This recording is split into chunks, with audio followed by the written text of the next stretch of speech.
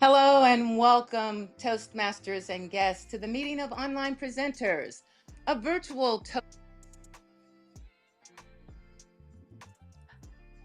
Toastmasters Club. I'm Sergeant at Arms, Sunny Fridge, aka Dr. Sunny. Guests, please note, to be a member of this club, you must be a current or active member or former active member of Toastmasters International and have completed at least 6 Toastmasters official speeches. However, if you have substantial relevant presentation experience, we welcome you to apply for membership after demonstrating your abilities in a 2 to 3 minute speech delivered during one of our club meetings. All requests for membership are subject to approval by our club members. If you have not already done so, please change your panel to ensure it displays your name and role. Hover over your video, right-click, and select Rename. Remember, please mute your microphone when you are not speaking. We have members and guests from many countries throughout the world. As a professional organization, we ask that you please be aware of language or word usage that may be considered offensive or otherwise insensitive due to cultural differences. Please note that we are recording this meeting. Your video and audio contribution may be used for club marketing purposes. And now, please help me welcome to the virtual stage our club president, Mary Ann Grady.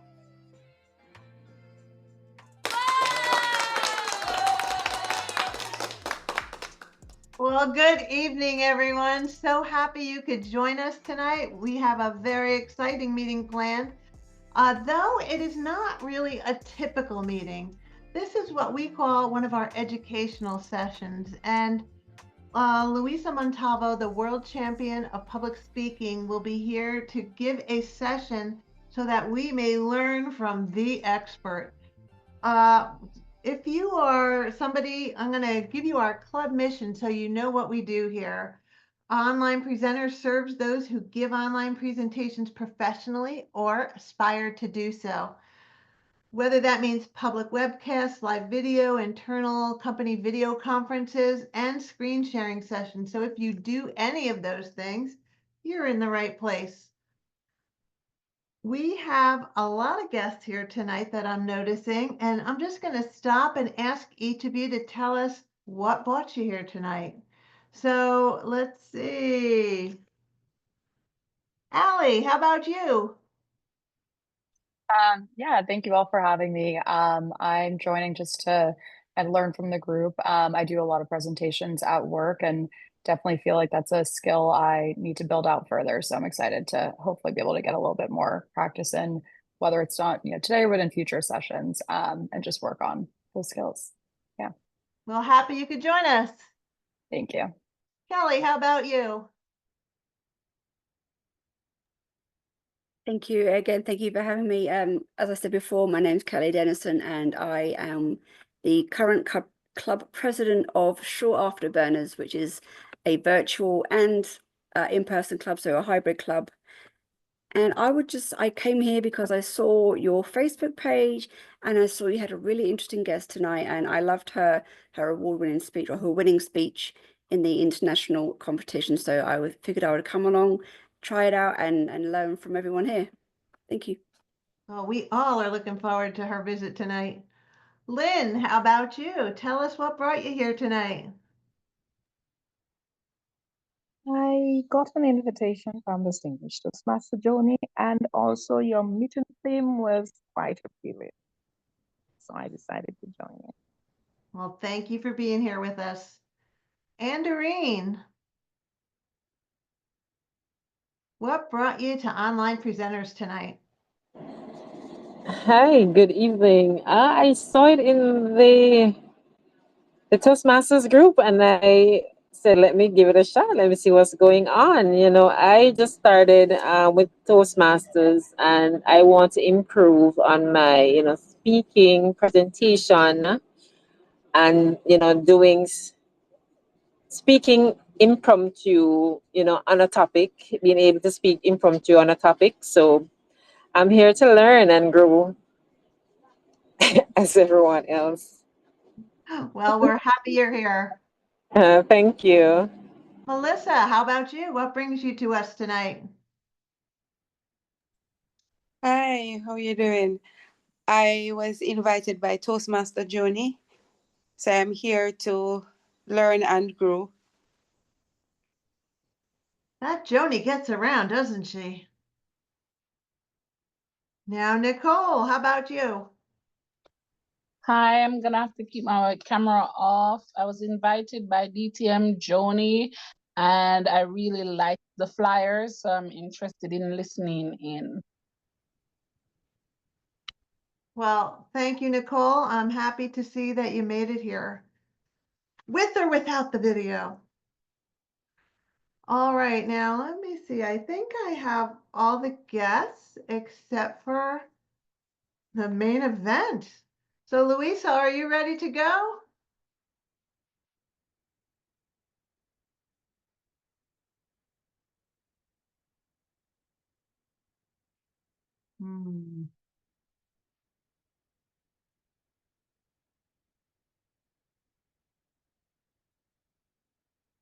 I'm going to just message her to see if she's there.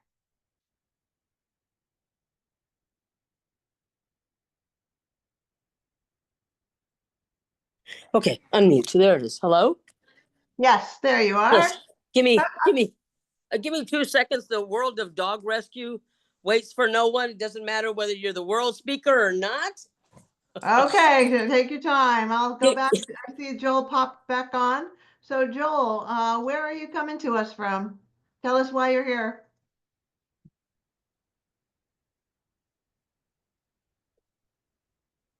Yeah, I want to just attend the meeting, just see everything. Okay. So now, how many of you have seen Luisa's speech? Oh my gosh. I have. I have too. Wasn't it wonderful? I've got a story about that, but yes, hang on. Let me see. Okay, let me see if I can start my video here. Let me see if I've got everything. Come on. Oh, okay. Yes, has to start your video. Yes. Okay. Correct. Sorry. I was trying to log on, and at the same time, you were asking me if I could go ahead and share my screen. So, oh wow, look at this. Woohoo! Well, okay. You know what? Thank God I'm a good speaker because the looks aren't cutting it today. Well, you just take a breath and I'm going to read your introduction. There you go. So tonight our speaker is Luisa Montalvo. Luisa was born and raised in South Texas. She later moved to Austin, Texas, where she worked at Abbott Laboratories for 25 years before retiring at the age of 53.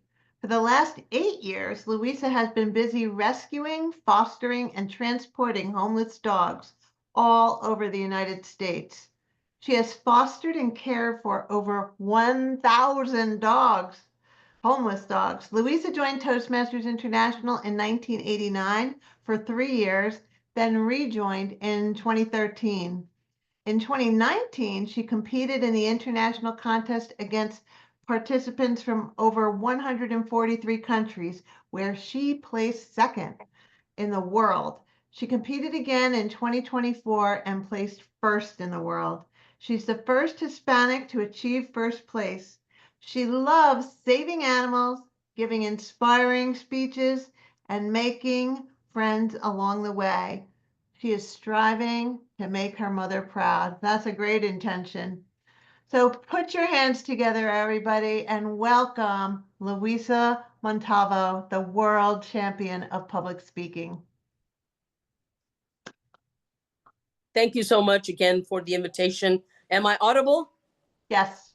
And who is our timer? So I'll be able to see. I believe I've been allotted. Is that Joni? You're up in the corner. Oh, there you are. There you are.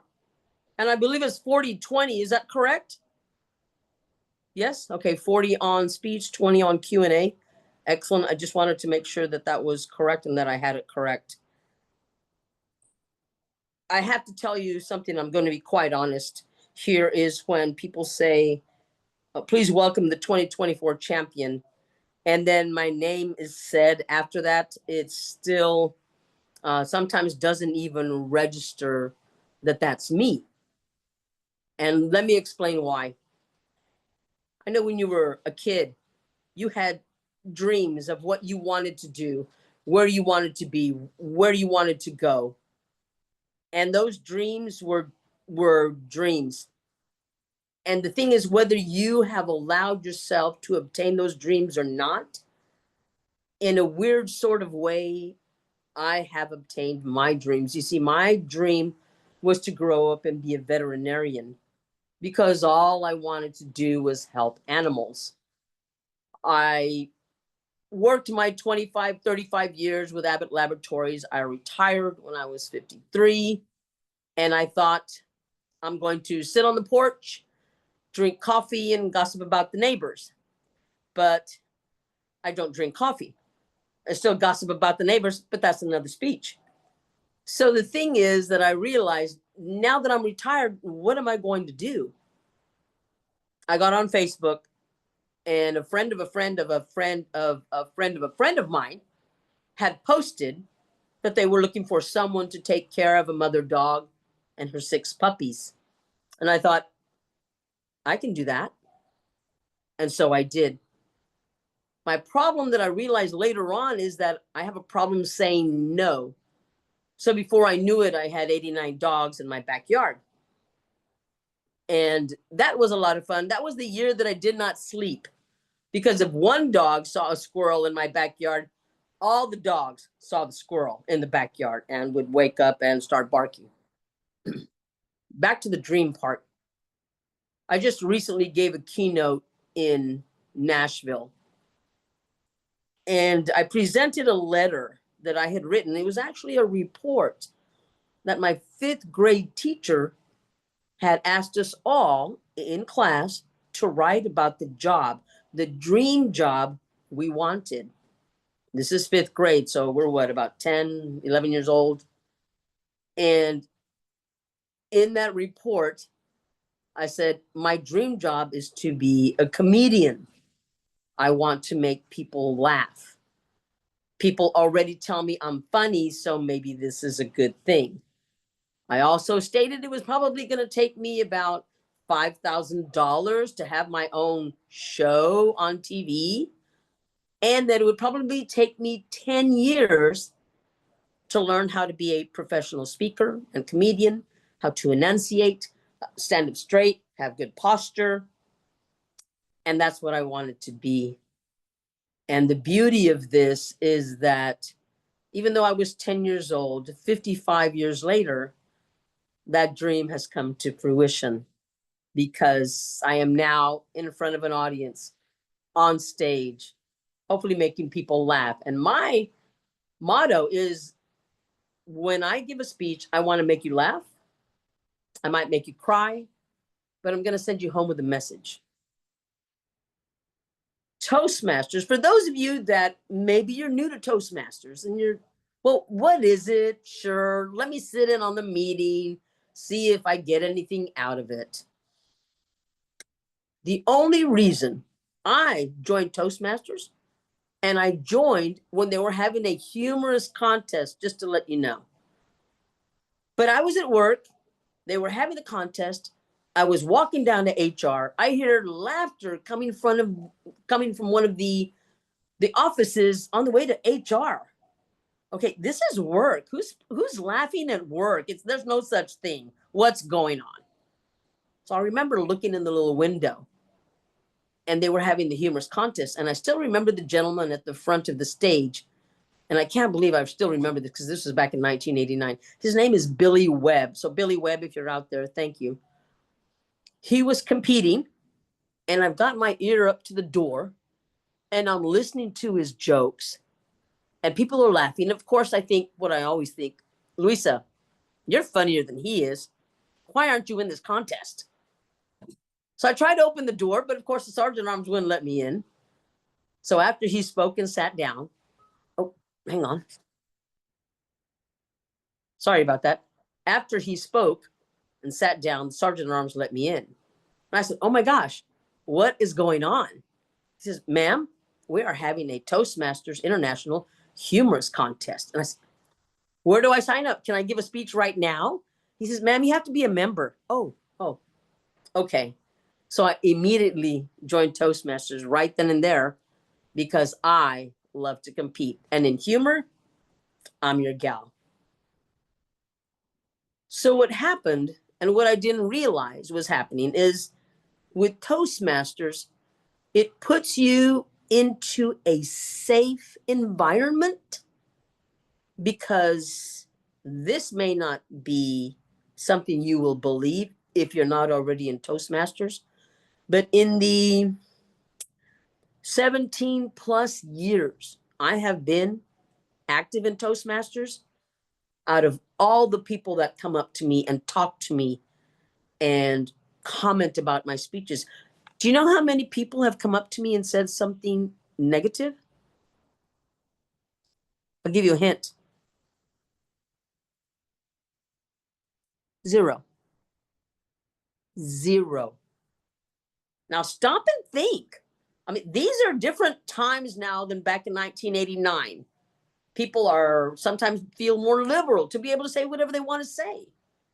And yet, not one single member has ever come up to me and said anything derogatory or negative or anything about me, about my speech. And I don't know that you can find that. I mean, even if I go to the gym, I'm still going to get a heckle or two from people telling me, oh my gosh, you should have joined earlier or something. But yet, from Toastmasters, nothing. Wow.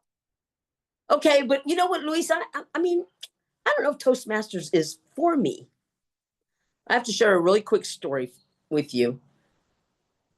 About 6 years ago, I bought a bus. One of those, not the little tiny school buses, but in between the little one and the big one, because I wanted to transport dogs across over to New York City, where they had homes waiting for them. And if you're wondering why would I be transporting dogs, we have a really bad homeless dog situation here in South Texas because we don't spay and neuter. So I would take these dogs, load them up on the bus, and drive 2 days up to New York City, where they had homes and families waiting for them. And this is part of my dream of that veterinarian thing. My mind just couldn't do the math and the science, biology. So here I was trying to do the next best thing, which was find these dogs homes. Okay, Luisa, but what does that have to do with Toastmasters? Let me tell you.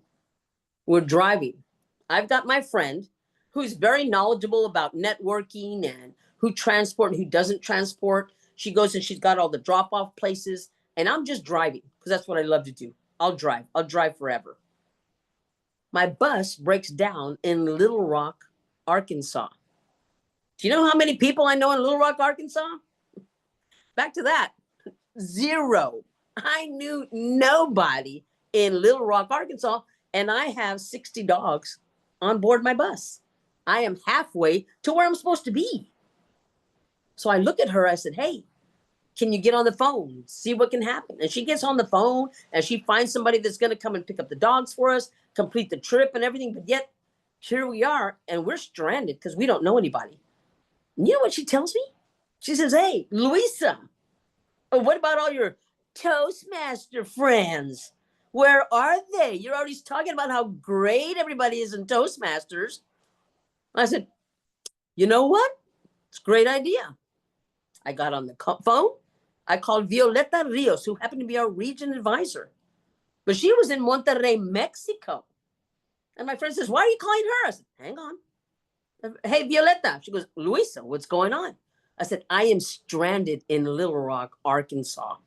Do you know any Toastmasters in Little Rock, Arkansas that might be able to help me? She said, give me 5 minutes. And in 5 minutes, I received 3 phone calls from 3 different members that immediately all came to help. One of them knew a mechanic, so they had my bus towed to the mechanic. Another one offered his home so that we could spend the night. And the other person said, hey, I deal with dogs. I volunteer to rescue. Let me walk and feed and take care of all your dogs and clean everything. What? Are you kidding me?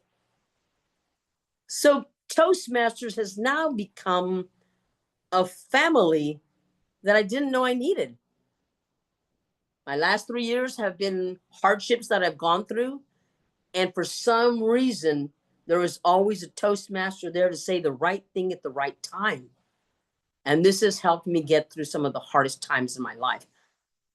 Some of the speeches that Toastmasters give, they talk about their family and their work, but then sometimes it gets a little deeper and it's almost a private therapy session. And yet, everyone at the end is applauding. They're giving you comments, feedback, or even sharing stories. You know, when you were in high school and even junior high and elementary, everybody that you associated with was the same age. If you were in 10th grade, everybody was 16. All your friends were 16. If you were a senior, everybody was 18 and getting ready to graduate. So you were all basically going through the same thing at the same time. The club I am in, my home club, Hub City Toastmasters, you know how old my mentor is? She's going to be 95 next week. 95 years old. Phyllis Allen. She came from Des Moines, Iowa. She came down here to visit South Texas, and she told her husband, hey, you know what? I'm just going to go visit a club or two and see if I like any of them. But guess what? There were no clubs down here. So guess what she did? She started 5 clubs down here. And if it weren't for her, I wouldn't be talking to you today. It's almost, you know, the little pebble you throw in the pond and you see all the ripples of effects of how it can help you. Now, of course, there's a lot of you that want to join or have joined because you want to become better public speakers. And I get that. That's basically what it is, although it does say where leaders are made. And personally, if I hear another speech about leadership, oh my gosh, I don't know what I'm going to do. But that's beside the point, and that's another speech. So you joined, and I have to commend you for this. You see, the number one fear in the world, is it death? No. It's public speaking. The number one fear in the world. Because they say if you go to a funeral and you're looking at the person in the casket and the person that's going to give the eulogy, 95% of the people want to be the person in the casket. That's how much of fear we have of public speaking. Now, for all you parents, grandparents, aunts, uncles out there, if you have kids or if you know of kids, and I don't care how old they are, the sooner you put them in front of an audience to tap dance, ballet, public speak, act, drama, whatever, put them in front of an audience. That's what my mother did for me when I was 10 years old. She was an Avon district manager and had 200 women under her. And we had to go to the meetings with her. And my mother noticed that I was there intently watching her speak. And she was the most eloquent speaker I've ever seen. I could never reach her level of professionalism. And I sat there and I would watch her, and I thought everybody got up in front of 200 women and spoke for an hour on Tuesday night at 7 p.m. I thought everybody did that. So she started slowly asking me if I had anything I wanted to share with the women.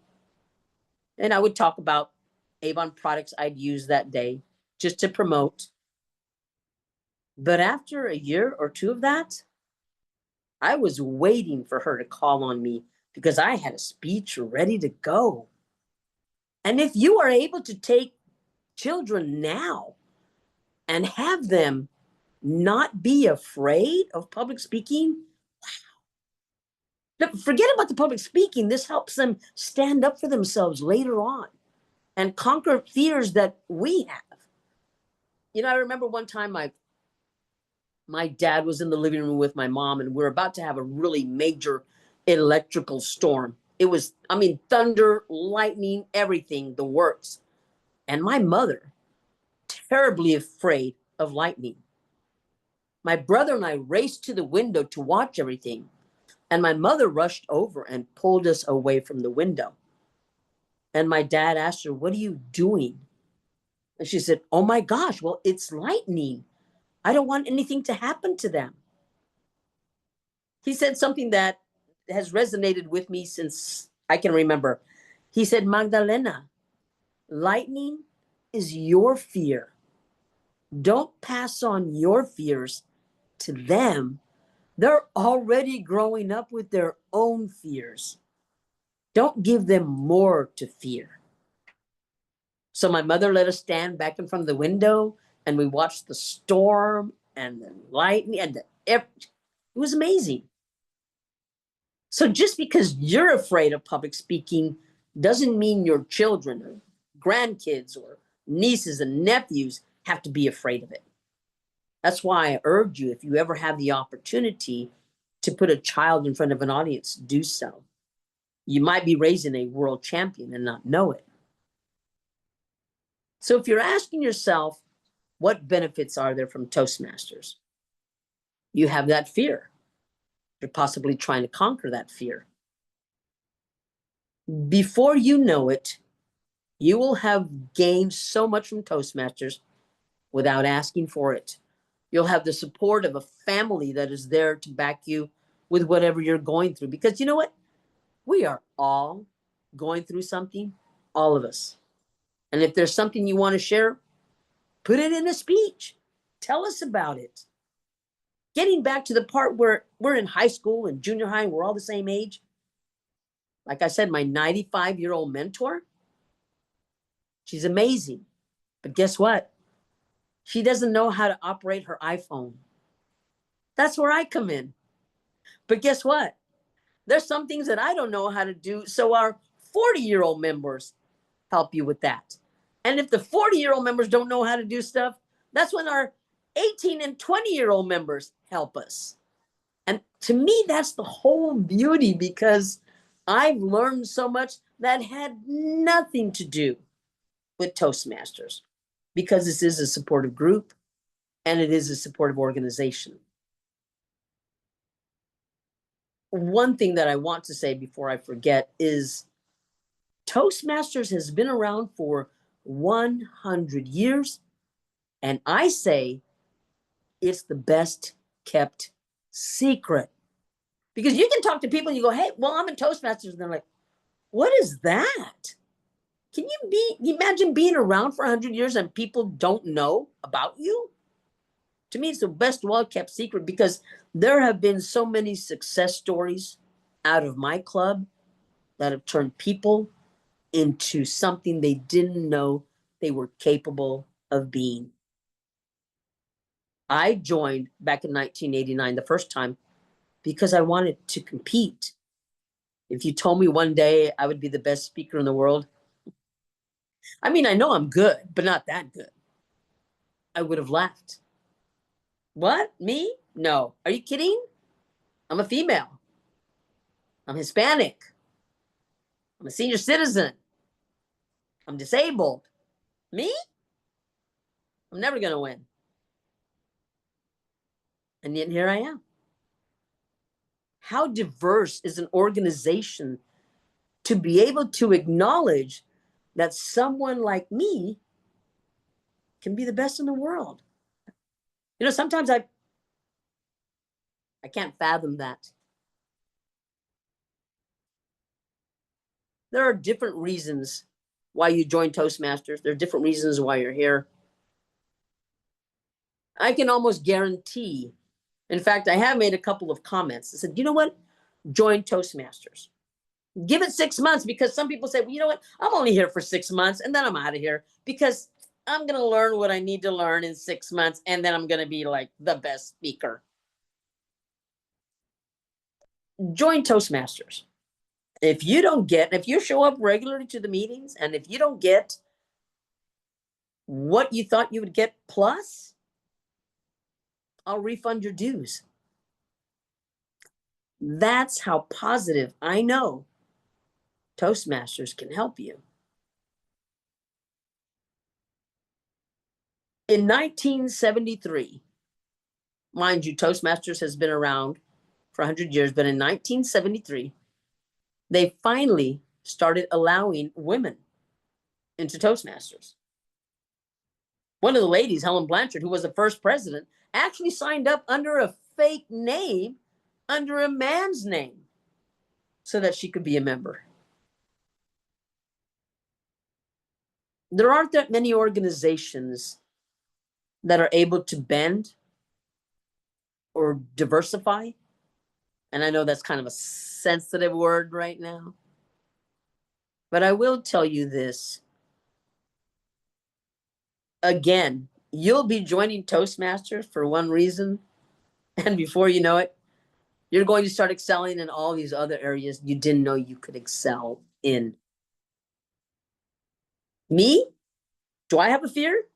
Oh, I'm sorry, did you ask that? I know nobody asked it. This is part of the speech. Go along with me here, okay? Luisa, what are you afraid of? You know what I'm afraid of? I'm afraid of the water. No, I'll take a shower, but it won't be in the lake. It won't be in the ocean. It won't be in a pond. Because when I was a little kid, 3 times I almost drowned. And that was enough for me to go, maybe we need to stay away from the water. So you won't see me signing up for swimming lessons or buying a boat or ski lessons. I won't do it because I've got that fear. So for those of you that are here to learn to become a better public speaker, when I know it's your fear, got to commend you for that. You see, you've already taken the first step. You're here. You're at a meeting. Oh, well, I'm just a visitor, but you're here. You're here. You've taken the first step. And what does this say about you? It says that you are wanting to better yourself. Did you know that 9 times out of 10, let's say you and I are going for the same job and we fill out our resumes. And my resume is exactly like yours, except that on your resume, where it says hobbies or clubs, you put Toastmasters. Did you know that 9 times out of 10, you'll get the job before I do? Why? Because it shows your employer that you are trying to improve yourself, that you're trying to get better at whatever it is. And public speaking in a job, it's almost necessary. Not only has Toastmasters made me a better speaker, but believe it or not, I'm a better listener. See, I used to be able to sit there, listen to someone speak, and let's say they were talking about dogs. Well, I have a dog, and then I go, oh my gosh, I have dogs too. I wonder if I should tell her how many dogs I have. I have 9 dogs right now. Oh, you know what? I wonder what they're doing right now. I hope they're okay. What am I doing? I am not listening to the speaker. You see, 9 times out of 10, we train ourselves to listen to be able to respond. And that's not why we should be listening. We should be listening with no intent to respond. So now when somebody starts talking, I'll sit there and I'll listen. And I've learned so many things because I'm actually listening to what they're saying instead of thinking of a response. I think I've been all over the board here. I've gone through so many hard obstacles in my life the last 3 years. And the consistency of Toastmasters, I want to say, has got me to where I am today. And even if I hadn't won the contest at the end of every year that everybody strives to get to, I would still be talking this highly of Toastmasters. Next month, I go to Europe for a month and a half. All the districts, a lot of the districts, not all, a lot of the districts overseas are paying for me to be there, to speak, to share my story. So my airfare, my hotel, my meals, everything will be taken care of by these districts. Did I mention that I love to travel? This is a dream come true for me. Maybe it took me 50 years, but it's coming true. I'm so glad I allowed the fact that one day it's going to happen. It doesn't have to happen next week or next year or in the next 10 years. But for me, it's finally happened. Whatever your reason for Toastmasters, again, I guarantee you're going to find the answer. And I can almost guarantee you're going to get more than your money's worth. Thank you so much for having me here. It's been an honor. I can't express to you just how much this means to me. I will forever and always say yes to any invitations. If some of you Toastmasters need help in writing a speech or competing or whatever it is, I'm your gal. I'm here. I'm retired, ready to listen, ready to help, because so many Toastmasters helped me get to where I am today. Again, thank you so much for having me here, and I will return it back over to your Toastmaster, Joni. Wow, wow, wow. What a great story, Luisa. So happy you were here tonight. And I love that message of dreams do come true, because I think we all have them. And sometimes they get tucked away for a while. And I think you just kind of woke it up in everybody tonight. So that was wonderful. So now we're going to be opening up for questions and answers with Luisa. So if you have a question, let us know, and she'll respond. Before everybody else raises their hands, I have one. So the World Championship of Public Speaking speech wasn't the speech that you did that had the greatest impact on me. There is one where you spoke about breaking down, but you did this vocal variety thing. And I was a young Toastmaster at the time, and everybody would speak about vocal variety. It never hit. It didn't hit until I saw you do it, because you did like this Mexican accent, and you sounded like a different person. You even looked like a different person when you did it. And I sat there like, how? So could you give us some tips on how you do that? Because that really did make a huge impact on me. Yes, Joni, I believe that was 2019, my speech. It is on YouTube. I talk about where I almost feared for my life because these thugs, I thought it was a woman on the side of the road needing her tire changed. It actually turned out to be 3 Mexican thugs. And here I am speaking about how racism isn't fair.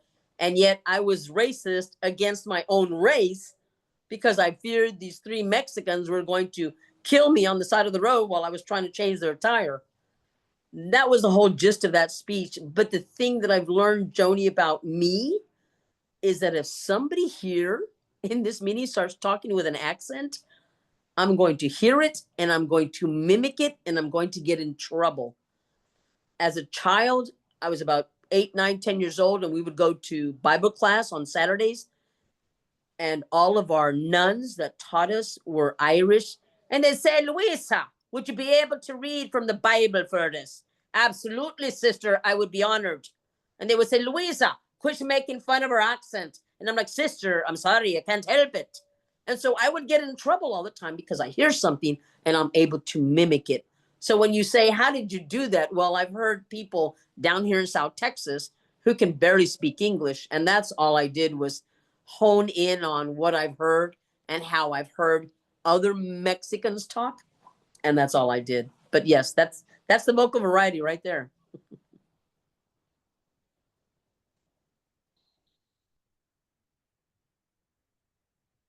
We have a question in the chat, and I believe it's from Asil. When did you first realize you had a talent for humor? And how do you balance serious topics with humor, especially when dealing with sensitive or life-changing events? When did I know I will never be as funny as my father or my brother. They can make me laugh. And I would sit there and watch the Johnny Carson show and Jackie Gleason and Rodney Dangerfield and the guy that could insult everybody and get away with it, Don Rickles, and all these master comedians. And that's all I would watch with my father. And I'm not sure if I was able to pick up some of that. But the thing is, with humor, it's exactly the opposite of what you think someone's going to say. And that's all humor is you're expecting them to say something, and yet they say the opposite.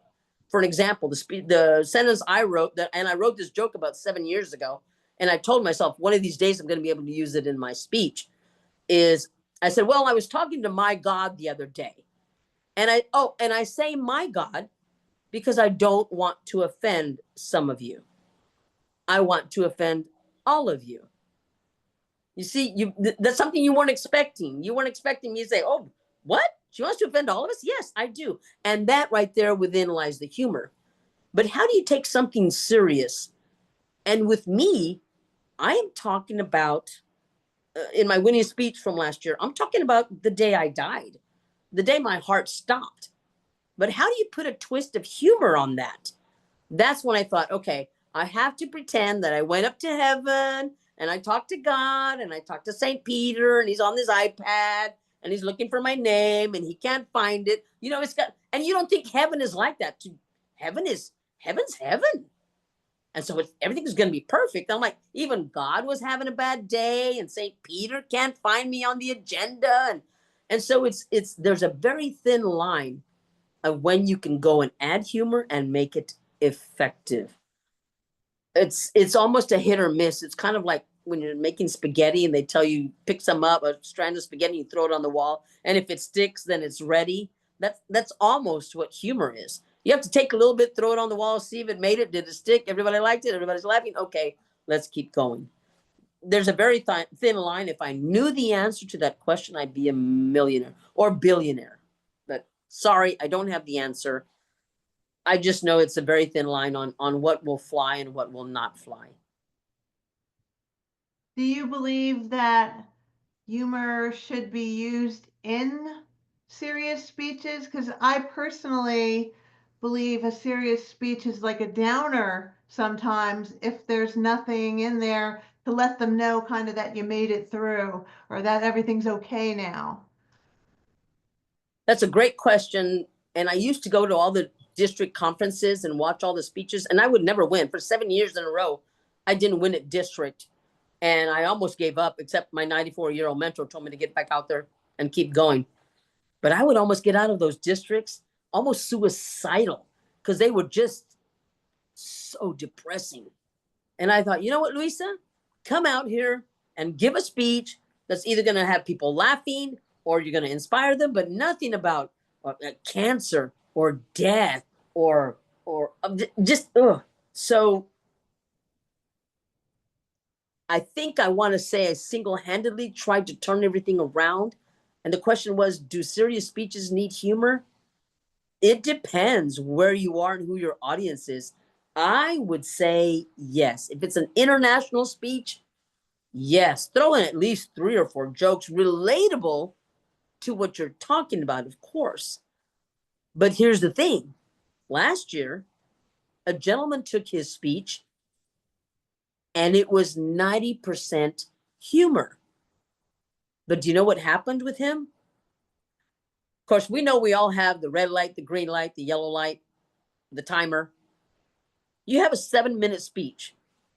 You can give a speech for 4.5 minutes and qualify. And you can give a speech for 7.5 minutes and qualify. He had the audience rolling and laughing so much, he went 2 seconds over time and was disqualified on the finals stage. One of the top 8 speakers of the world, and you get disqualified for time. So if you're going to put humor in your speech, cut your speech down to 6 minutes maximum to allow your audience to laugh and enjoy what you have to say. The answer to the question, I think there should be a little humor, Don't let it overpower the speech, because now it's a humorous contest. It's not an international contest. My opinion. I have another question. How do you deal with an international audience? Because humor can be, you know, understood differently, or they might not understand your humor.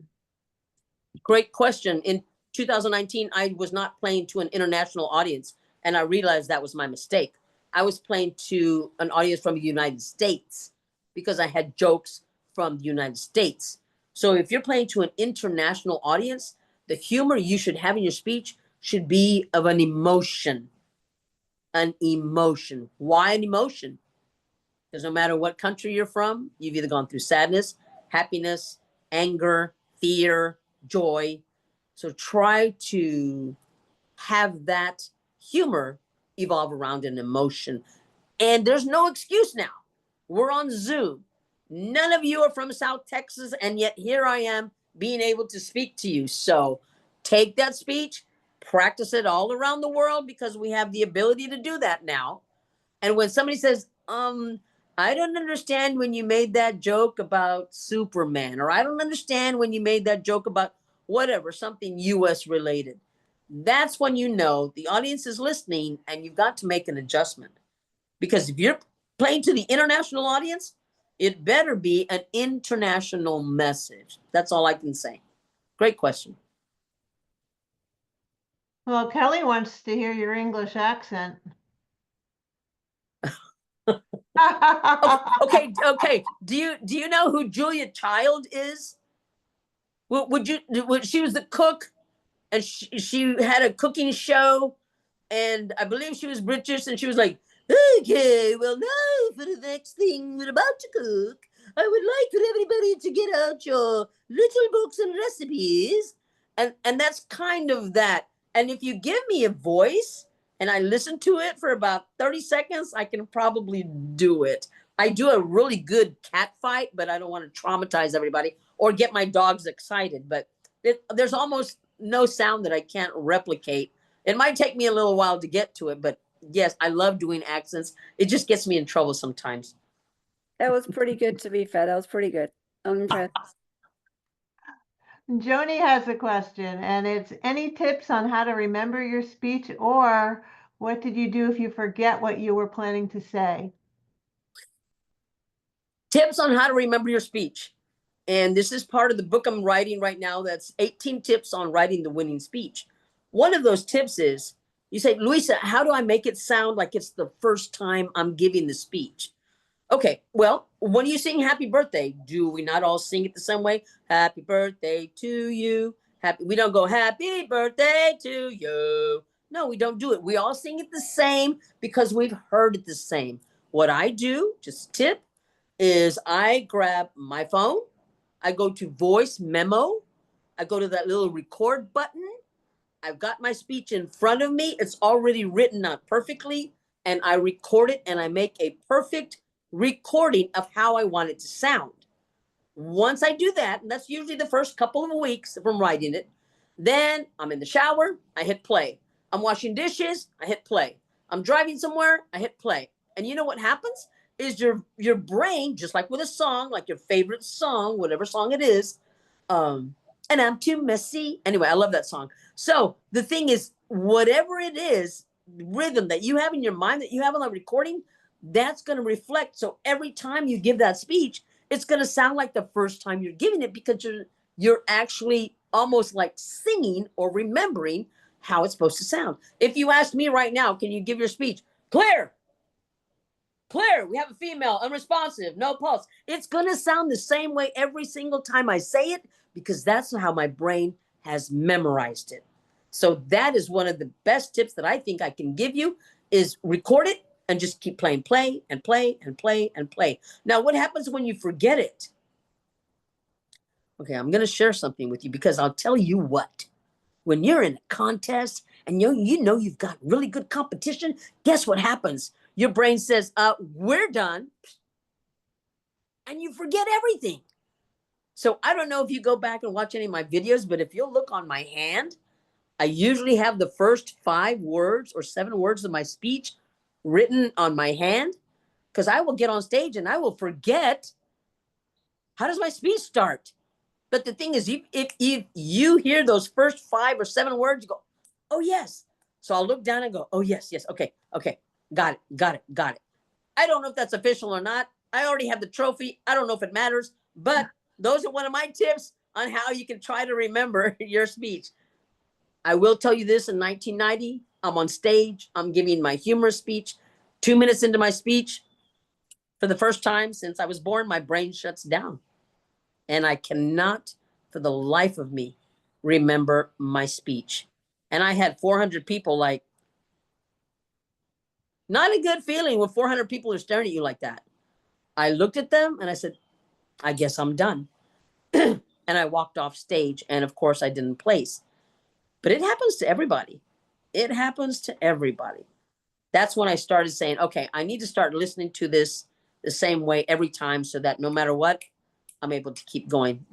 That's my suggestion. Hope it helps. Okay, next question. How do you monetize being the best speaker in the world? Oh, somebody tell me. From Andre. Please tell me. Hey, I'm ready to take notes. Let me get my... Okay, how do you monetize?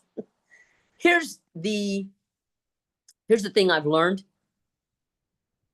And I have to preface it with the saying, just because someone plays the piano beautifully doesn't mean they can teach you how to play the piano beautifully. However, I've got about 10 messages right now on my phone, people that are advancing, that have made it out of the district onto regional, and they're asking, how do I get better? How can you help me? What do you charge? And because I love this organization so much and I truly intently want to help people, I will give everybody one free session. And I'll give you all the tips that I can think of.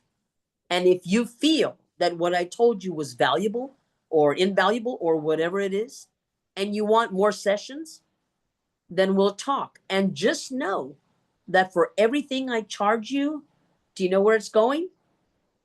I'll give you a hint. They have 4 legs. It's going to the dogs. Literally. I'm retired. I'm set. All my bills are paid. I'm good. I'm traveling. I'm having fun. But if I can save dogs while I'm in the process of having fun with Toastmasters, that's where my money goes. In fact, they said, you know how to make a small fortune rescuing dogs? You start with a big fortune. Because before you know it, you spent all your money on dogs, and now it's a small fortune. So how do you monetize? I am considering, like I said at the very beginning, writing this book on the 18 tips on how to write a winning speech. I've given it a few times on Zoom, and everybody's like, oh my gosh, put that into a book so I can read it. And I'm thinking, okay, I'll do that. Whether it's going to make me any money or not, I don't know. I think the good thing with me is I'm not in it for the money. I'm retired. If I don't get another penny for the rest of my life from Toastmasters, it wouldn't matter. I just know Toastmasters helped me get to where I am today, and I just want to reciprocate that, and I hope I do. But if you do know how to make money, please let me know. Inbox me, DM me, do whatever. Well, I think there's a lot of people who've gone before you who are doing it well. So, look to the past, I guess I would say. That would be it. So now, this is Joel, one of our guests. How do you give longer speeches past 10 minutes? My problem is, how do I give shorter speeches? Because I have so much I want to share. How do I condense it? That's a great question, Joe. If this is job related, what you're able to do is probably first write out your outline. And with your outline, you're going to have maybe 6, 7 steps that you want to go through. Now, if you're only given 10 minutes to give this speech to people at work, well, you're going to have to be very concise with all your words, and everything you've got has got to be compact, and it's got to be powerful, and you've got to get your point across. But how do you go to 20 minutes or 30 minutes or an hour? I'm giving keynotes where I do hour sessions, And what I've learned is I like to break it up into 3 different sections. I'll take the first section. I can talk for 20 minutes about one topic, and that's what I like to do. And then I'll what's the word? Segue. There you go. Segue into the next topic and talk about that for 20 minutes. Segue into the next one, talk about that for 20 minutes. And then in the end, like a proper Toastmaster should do, is give a summarization. And please don't say, and to summarize or in summarization. No, no, no. Say, I hope that me talking about this and this and this has enlightened you. If you have any questions, da da da da da da da. But take something and you can easily build on it. For me, it's hard to condense something and make it shorter. That was probably not a good answer. And I'm going to be honest, I didn't even like it. So ask a different question. I don't know. Sorry about that, Joe. I hope it answered your question. Well, if you're condensing, my advice to you, Luisa, is to be a ruthless editor. That was a term that we came up with in my Princeton Toastmasters. We had a Toastmaster named Todd, and his wife was Ruth. And he said it always came out better when Ruth cut things out of it. I love it. I love it. Yes. Yes. I need a Ruth. What is one tip you would give a new member doing a speech for the first time, especially as it relates to using personal stories? One tip to give a brand new Toastmaster on their first speech. This is easy. When I first joined Toastmasters, I missed a meeting. And when I returned, they had voted me president. And I said, oh, congratulations, you're the president. I'm like, wait, what? So that's the last time I ever missed a meeting. So here's, side note, don't ever miss a meeting or you'll wind up having an officer position. And then I got really nervous. I thought, wow, what if I don't do something right? Well, what if I don't fulfill the obligation? What are they going to say about me? You know what they're going to say about you in Toastmasters? Hey, guys, it was her first time. Okay? She'll be better next time because she's learned. And that's exactly what I say about your first speech. Hey, this is your first speech. It doesn't matter. You're not here to impress us. You're here to learn. You're here to grow. So you know what? Make all the mistakes on that first speech. Go overtime. Say all the wrong words. Use your uhs and ums and so's and you knows and likes. And that way, when you get an evaluation, you now have a plateau from where to jump off of to get better.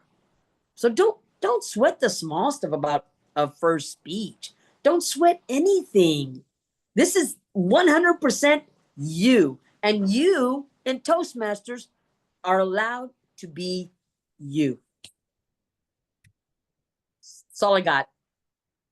Okay, well, great answer. Now, Dr. Sunny has a question for you, and she wants to share some pictures she has of you. Oh, Lord. How far back are we going here? Let me see. I want to see this. Not too far. The world champion of public speaking. Oh, okay. So, okay. First of all, we had a good time with you. One of the other speakers from Contest Mastery. It's kind of small there, but yeah, there we are. And is so that outside the? That was outside the room where they were having the contest, right? Yeah, and we were sitting there the day before, though, and you were telling us you were going to win that contest. And so, wowza, it came true. I have a couple of more, and here you are on the stage having a good time, making sure my audio is still working. And I thought that was so cool. The 3 winners all together. Another time, 3 women won, right? And here is another picture, but the one I wanted to ask you about is what were you thinking? What were you thinking at that moment when you became the champion? And were you looking up at your mom? Were you just saying thank God or not?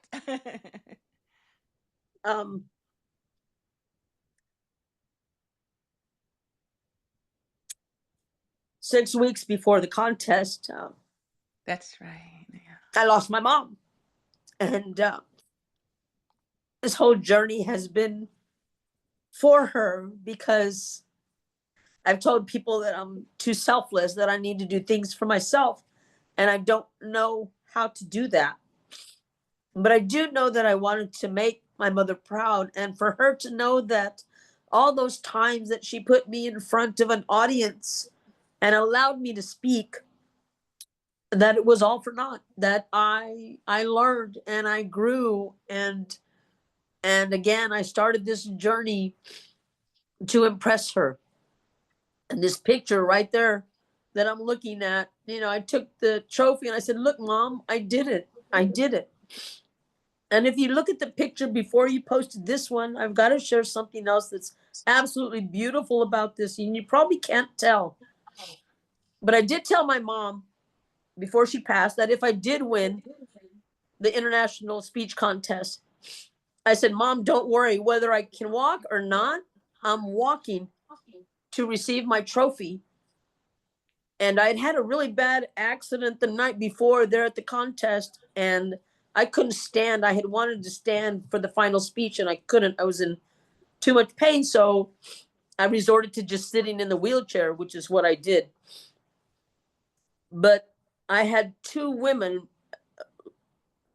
Laura Parsons, I believe, who had just become accredited speaker, and my district director, Yiring. I started walking towards the trophy without realizing what I was doing, and my knee is like, sit down. And these two women, strangers really, came, helped me up on stage. And the gentleman turned and he had grabbed my wheelchair and put it on stage. He says, do you want your wheelchair? And I said, no. I made a promise to my mom I was going to walk to receive my trophy. And if you'll look, these are two women that I've just met, and I have beaten them out of first place. And yet Hannah is holding me up, and oh my gosh, Angelique is holding me up, making sure that I'm okay with standing. Mind you, these are two women that I've never met before. These are two women that wanted the trophy I'm holding. And yet look at the support to a complete stranger. You don't get any better than that. Awesome. You do not get any better than that. Wow. Thank you. Thank you for sharing. I've heard you talk about your mom before. Such an inspiration. Was she with Mary Kay, if I remember, or It was with Avon. another? Oh, okay, another organization. But you all always saw her get up and speak like it was just second nature, if I'm not mistaken. Correct. You would talk about that and how Yes. that was inspiring.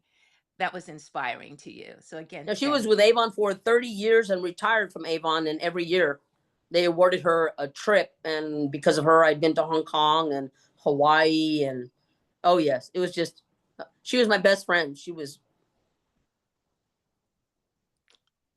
Thanks for sharing. Well, it sounds like that's a whole nother speech because you're kind of tugging at our heartstrings right now. I have a question for you. Sure. So, we're just a few months away from your reign as world champion of public speaking. So what's next for you? Great question. I called my 95-year-old mentor and I said, Phyllis, in a few months, they're going to give the trophy. They're going to give another trophy to someone else, and I won't be the flavor of the month anymore. And she said, Luisa, you'll always be the flavor of the month. And I said, oh, thank you, Phyllis. But what is next for me? You know what? I have no idea, because this is the first time I've ever done this. But whatever it is, I'm ready for it. I am so ready for it. It can be anything and everything. And I'm the kind of person that they'll say, hey, Luisa, do you want to? Yes. Well, hey, what about yes? Yes. I'm your yes girl. Yes. Let's do it. Whatever it is, let's do it. I have no idea where this is going to take me, but I'm so ready for the ride. I'm the one sitting in the front seat on that roller coaster. That's me. With a dog next to you, right? Oh, and you know what? Somebody just put, will I still be competing? I don't know if you knew, but once you win the world champion of public speaking, you can no longer compete in the international contest. I think I can compete in humorous or table topics, and you know what?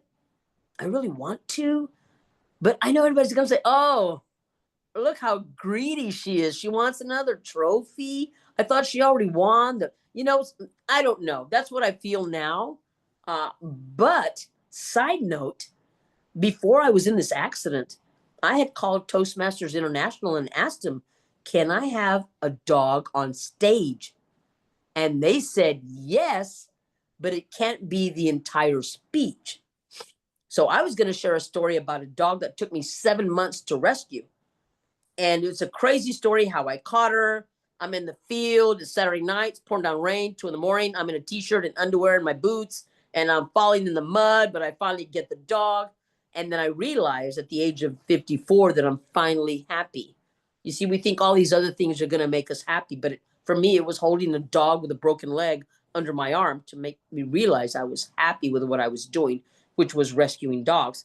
And at the very end, I was going to reach into this kennel or crate, pretend I was looking for the dog and I was ready to put her in the crate. And at the end, I was going to pull a puppy out of the crate and hold the puppy and say, you'll find her happy because I have.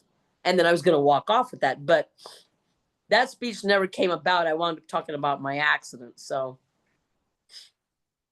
yeah, that's great. Yes, maybe for keynotes, I'll be able to give that speech, but I'm no longer allowed to compete. So I'm a fish out of water right now. Well, Joel asked, are you interested in a TED Talk? Yes. I'm always, yes. I am interested in TED Talk. That would be amazing. That, and I think it's called The Moth. Mm-hmm. I love The Moth. Man, I can listen to those people talk about whatever on The Moth. That's really cool. TED Talk and Moth, yes. Writing, competing. Well, we have our own TEDx talker, and that's Jim Barber. So he's done 2 TEDx talks, and he's done quite well. Congratulations, Jim.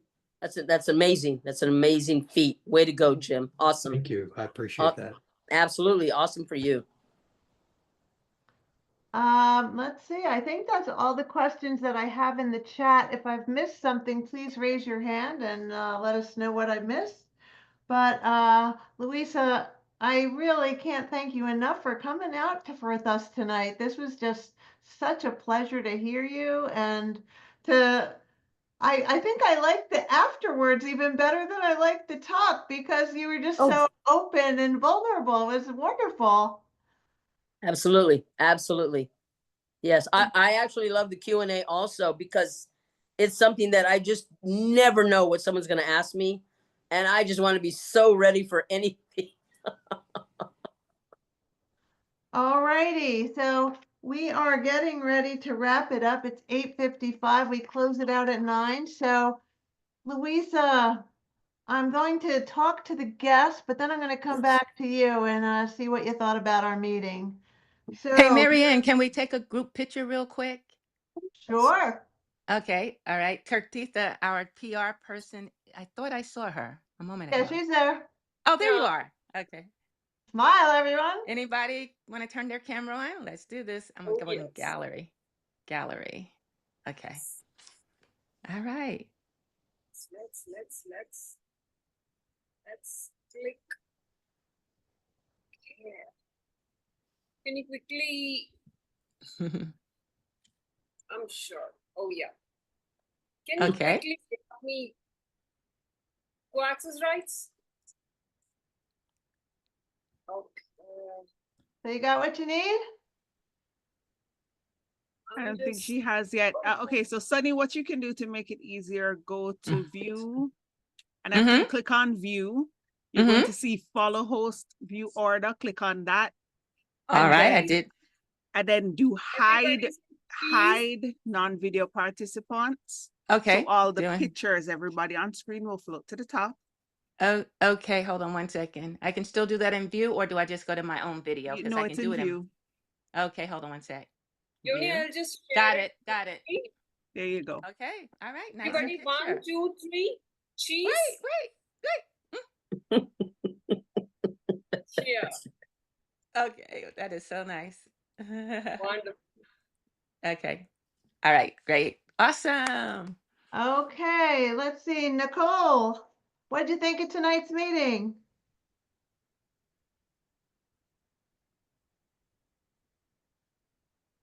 BPE Nicole, are you there?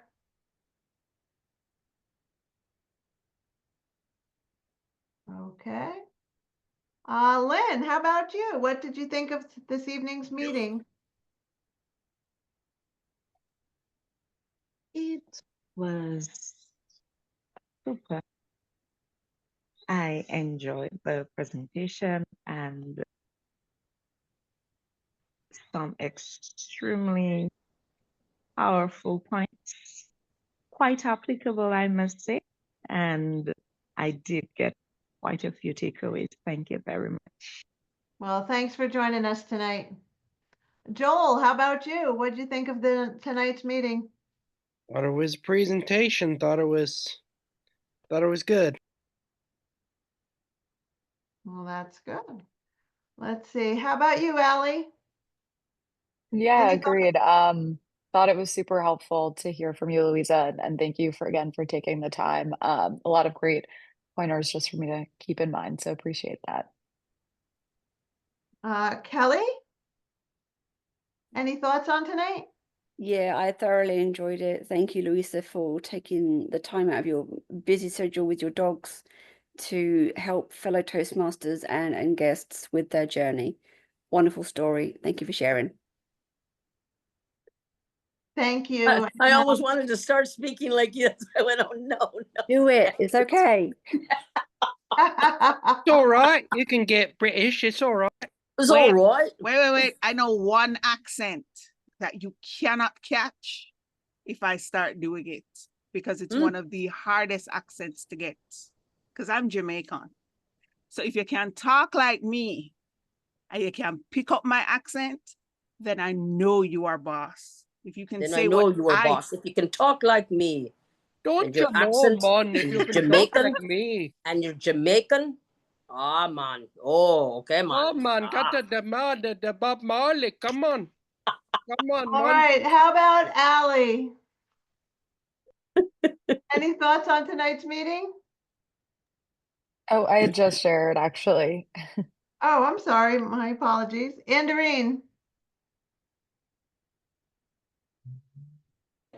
Yes, for me it was very insightful and interesting. Love the tips. That will be definitely using those tips to become a better speaker for sure. Thank you so much. Thank you. And let's see. I think I got everybody. So again, I want to thank you, Luisa. As somebody who has rescue dogs, I really appreciate what you do, as well as your talk tonight and how you opened up with us. It was just magical. So I hope to see you again someday soon, and looking forward to your next chapter. Absolutely. Thank you so much again for the invite. I want to thank Joni because the patience that someone needs to be able to get me to do something. Oh wow. And it's the constant emails and text messages and everything back and forth. Thank you so much, Joni. Please, you can blame all your gray hairs on me. It was all my fault. I will accept that. Thank you so much. And then I don't know if I'm also able to get a copy of whatever was in the chat, because even though people are asking questions, I'm not able to see it all because I'm here speaking. So if I could get a copy of what was in the chat, that would be amazing. Or if you would like to, I can send you. No problem. All right, Okay. then. So, quick question. Does your rescue organization have a place to donate if we just happen to have some spare change from not eating lunch or dinner? Absolutely. I've got a Cash App or a Zelle or Okay. what else? Whatever it is. Yes.